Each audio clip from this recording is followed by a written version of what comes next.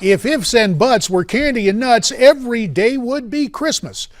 Late college football coach Chuck Mills of Wake Forest used to say that, referring to the overuse of excuses in athletics and in everyday life. But in Washington, D.C., sadly, that's been the case for almost 3 decades now. Excuses and inaction that know no boundaries.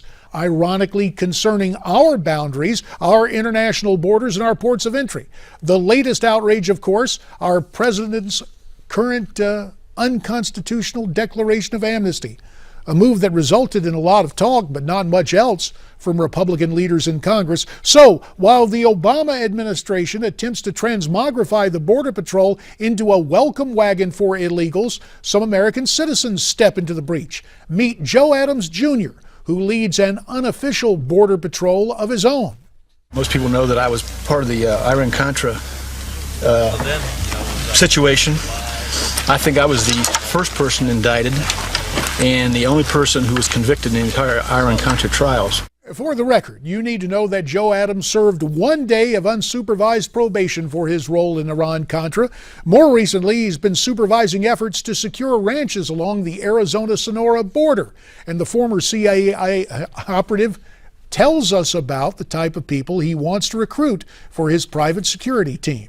You have to be ex-military, ex-police, or have a good criminal record. And I ain't yeah.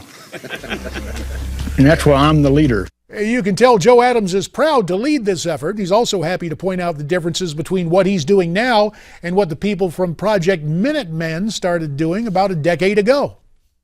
Well, the Minutemen basically run what they call like a conventional or static line. They sit in lawn chairs on the road and wait for the illegal aliens to come to them. Whereas what we do, we go out into the frontier and take the battle to the enemy and find the illegal aliens and report them.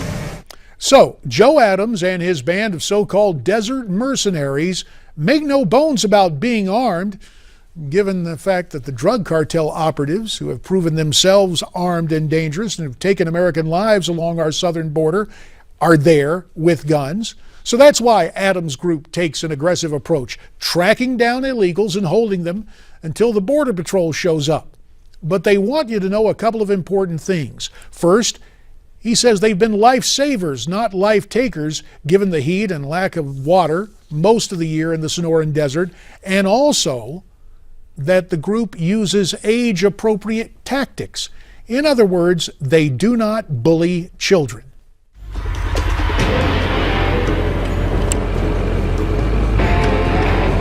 There's times with people out here over a week, just lost wandering around, no food, no water. They pull bodies out of this valley all the time. If there's any kind of children involved at all, everything stops to take care of the children. This is not child's play, despite the fact that we heard earlier this hour about a second wave of illegal juveniles now crossing illegally into our country. Joe Adams and his guys know they can't stop every illegal on the border, but they're doing what they can. They're not building a wall, but they are trying to build their esprit de corps, conferring upon new members special mementos and a type of border baptism following their first missions. Joe Adams Jr. is an active senior commander, and he insists that what he and his comrades are doing holds historical significance. You are now a scout. Okay, he's got tying out. Congratulations. The matching straitjacket you Bulldog, get in the mail. Congratulations. Okay. Thank you, sir. Weather What the is that? storm. Thank you, man. Congratulations.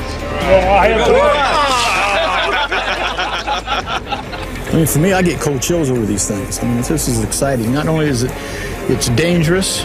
This is a piece of history. This is going into the history books. Despite the efforts of Joe Adams, there is a good chance those history books may one day be written in Spanish, detailing the success of the so-called Reconquista movement.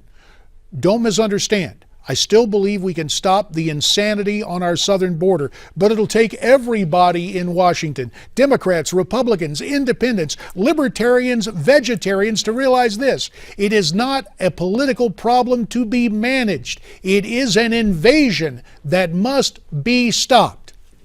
In the meantime, for so many years, we've heard the excuses. We've heard about building border fences. We've heard that we must secure the border.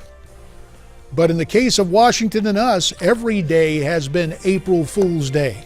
And it's no joke. At least that's the way I see it.